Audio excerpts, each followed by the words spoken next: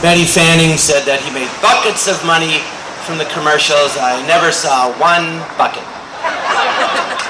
But Phil getting his star today is in the Walk of Fame. It's so well deserved because, but it's ironic because Phil, he didn't want to be a star. When he was offered Saturday Night Live at first, he turned it down.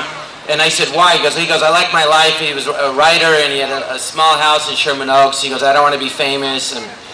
But Joel Silver, the producer of like Lethal Weapon, all this, called him up and said, you're crazy, you got to do the show.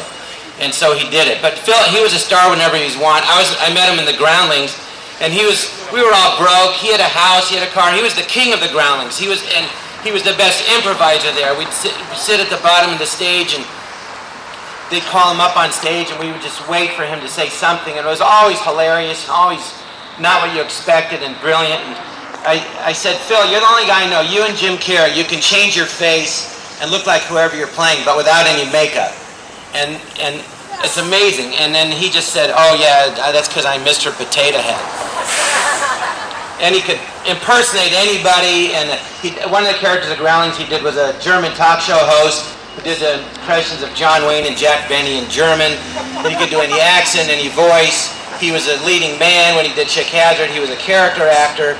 And he was such a big star at the Groundlings. When I first met him, he said I could understudy a play he was doing in Chick Hazard, which helped me get in the Groundlings. So I was forever grateful. But I remember he knew who I was. I couldn't believe it. And he left, and I thought, oh my God, Phil Hartman just spoke to me. And my second year on SNL, Lauren Michaels said, well, who they wanted new people. They go, who do you work well with? So I said, well, if you think I'm good, I go, you'll love Phil. He's a genius.